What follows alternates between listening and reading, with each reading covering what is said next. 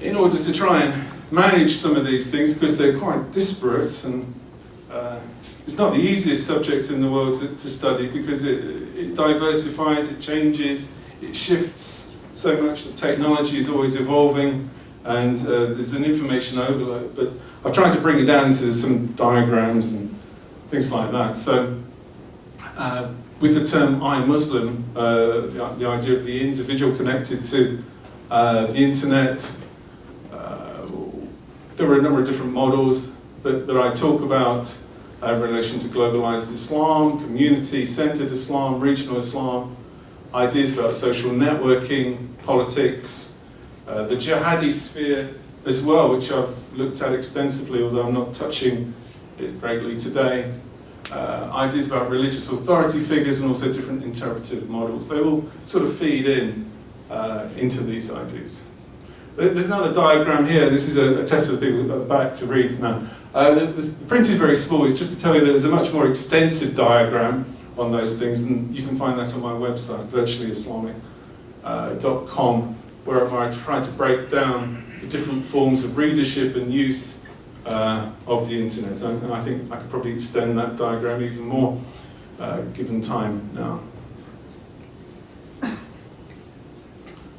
Also, one has to consider, this sort of comes outside of the field of religious studies or Islamic studies, but I've had to bring in different methodological concepts and ideas. So we look at the way in which people use websites as well, because there's no one-size-fits-all for users of cyber-Islamic environments or anything else. It's a competitive information marketplace. Somebody might be going from Amazon to a news site to a religious site, and that usage might be very fleeting. So within this diagram here, we talk about leaders of particular sites and developers of sites, champions, active supporters, reliable users, casual users, and potential users. And they're all different potential markets for the ideas that appear online in relation to Islam and the internet. There's no one-size-fits-all. It's a very nuanced potential model for looking at types of use. And that kind of pattern, that's a marketing pattern that has been adapted, but it does fit in relation to ideas about religion as well. In terms of individual websites, people might seek to have different forms of relationship as well.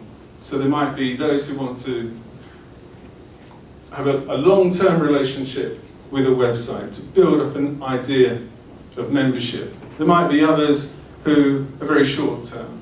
And of course there are all points in between in relation to those stakeholders.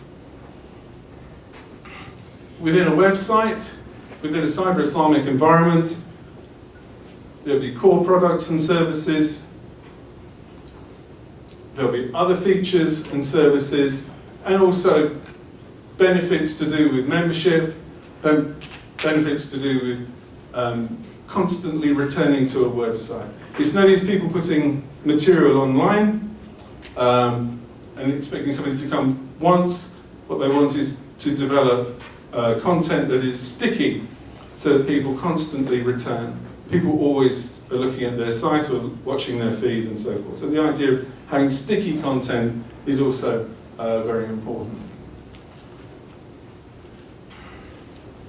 Have a quick look at some of the types of interfaces that one might use in looking at some of these materials.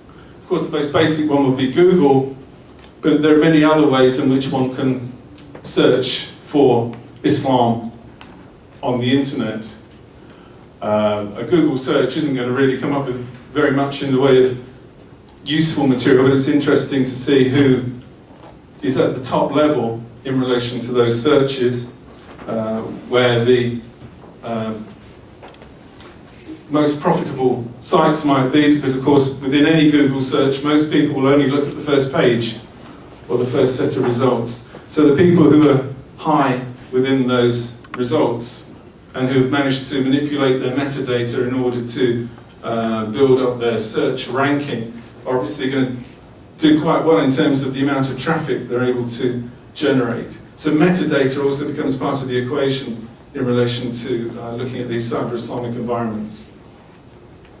There are many other options that people might apply within a very basic search on Islam. And that means going through a variety of search engines as well, whether they're the top-level sites such as Google, or whether they're more specialized, or whether they're search engines that scrape into the deep web. There are many different ways in which one can access this information. It might be that one would go to a search engine that's focused in on Islam-friendly content. So we've seen the development of several search engines which endeavour to do that with varying results. They've taken out some of the materials that they've deemed to be contentious. So sites like this one, I'm Halal. A top-level site will be where many people will go to get their basic information. And remember, we've got this model of different usage for websites. So a top-level site, possibly something like Islam.com, will be somewhere where people will go to look for basic information, look for information in relation to religious authority. So very basic types of portals. Islam Online has been, or was, a significant site up until a few years ago. It's rather lost its status now. We're looking at that again in a moment. And just to go back through the last 10 years in terms of some of the significant players that have built up a substantial online profile. There's quite a variety to choose from. So a site like this one, this is a 2006 screenshot.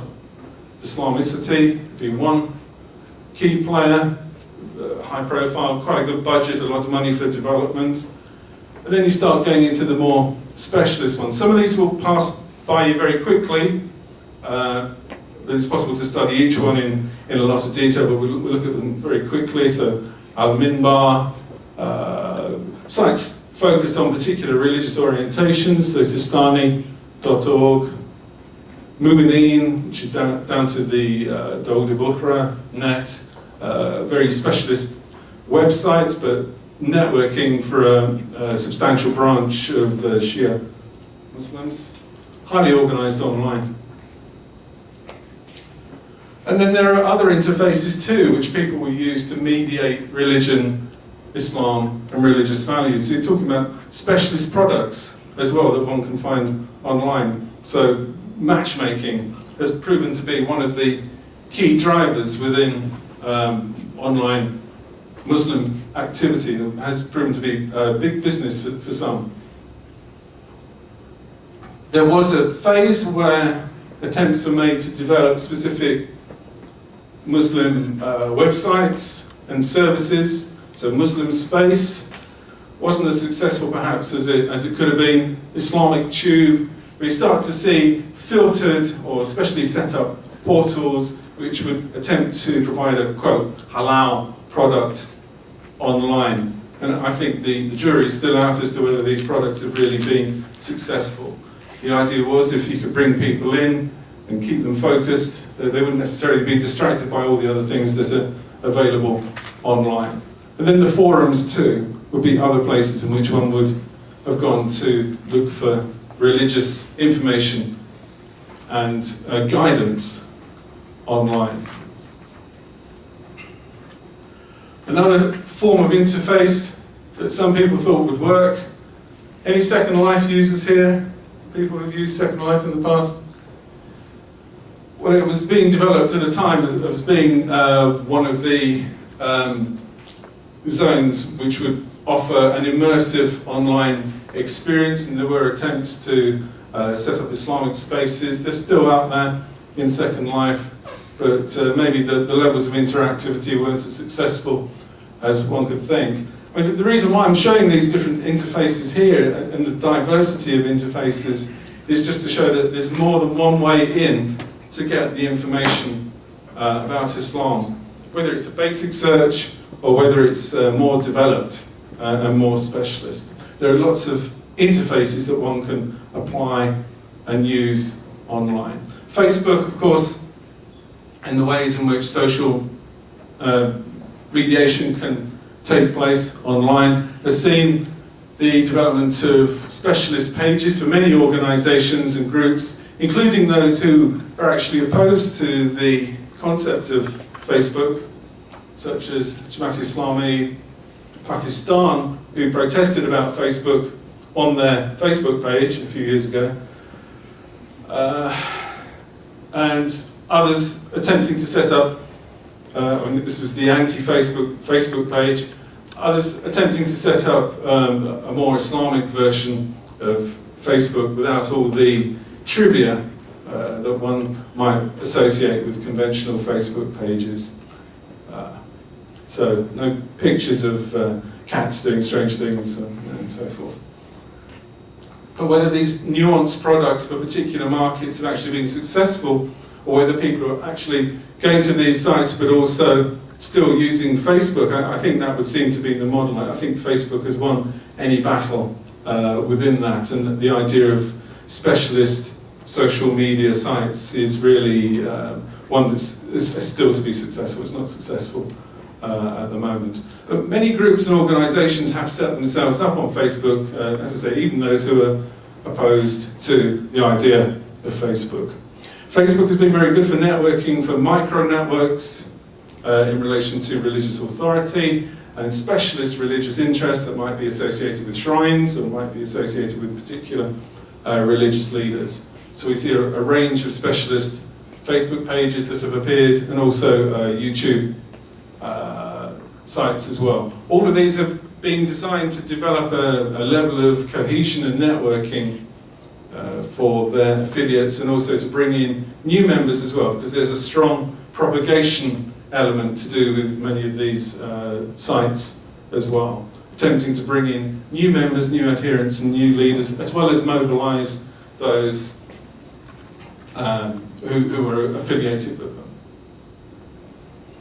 It's just there are many different organisations and groups who've established themselves online. I think we can all sympathise with that one that appeared on one of the sites there. I've wasted too much time on Facebook today. Constant peril. But it's an occupational hazard for me, so I've got an excuse. Other interfaces and ways in which one can mediate Islam would be visual as well, in terms of mapping and the importance of mapping sites as an entry point into buildings, organisations and groups. Mobile phones have also become important, and they impact into the authority paradigm too, because remember that all of this content is being created, a lot of it is being created towards specific ideological or religious objectives.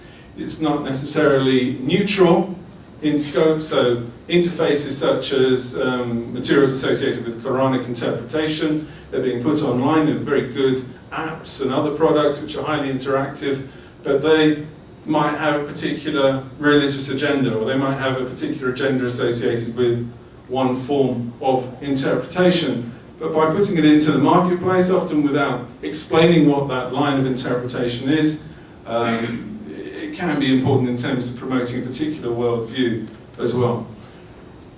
A lot of the sites and products that are put out there seek to represent themselves as representative of all Islam, even if they're not in the mainstream, even if they might be a marginal perspective. A lot of these apps are quite interesting to work with as well, and I've written about those separately. The impact of apps and the way in which they can help in terms of enhancing ideas about religious experience and help mediate religious concepts and knowledge as well. So to move to religious authority and the internet, I think it's a key question. It's something, as I say, that came up in terms of talking to students where they found particular sites that they thought were authoritative, which were actually generated from a laptop or a desk-bound computer somewhere in somebody's bedroom, not linked to a particular religious authority or group, but simply an individual putting pages up online, but presenting them in such a way that they could, at first glance, be seen as authoritative. So the people who are putting the contents online don't necessarily go through any quality control. They're not often or not always trained in Islamic sciences, and they might not be regarded as traditional Islamic scholars. And this, of course, reflects a much wider debate, and that is one that was taking place prior to the emergence of the internet, on the nature of religious authority and who has the power to interpret Islamic sources. This is associated in some cases with an understanding about ijtihad, the idea of pragmatic interpretation of primary sources in the light of contemporary conditions. But there is an established audience for a lot of this material. It's one of the most popular zones in relation to cyber Islamic environments. And what we see is the development of opinions and information that's being developed specifically for online consumption. There was, when these sites started to appear around late 90s, 2000s, a lot of them reproduced newspaper content, columns that one will find in daily newspapers with religious questions. But then we started to see sites emerge which had been developed particularly for online consumption. And this has become a major phenomenon for Muslim scholars and commentators. In fact, you could say that there's an element of information overload in relation to the preponderance of so-called fatwas, which have appeared online over the last 10 to 15 years. Talking to religious scholars and people who have been involved in this process, they say that they have been inundated with emails and online requests for information and opinions. Now, they might have been inundated prior to the emergence of the internet, because I can remember talking to scholars who had that problem then as well. And what we find in both the analog and the digital context is the idea that people shop around for religious opinions. If they don't find the opinion that they want through a database or through asking a question on one site, they might go to somebody else and somebody else. And in doing all of this, they're asking questions that might be controversial. They might be asking questions that they couldn't ask within their local sphere because it might be highly personal. It might not fit with traditional spheres of knowledge, but by using the internet, by being anonymous, they can go online and ask as many questions as they want. In fact, some people do it just for fun, for a hobby. They want to see what the scholar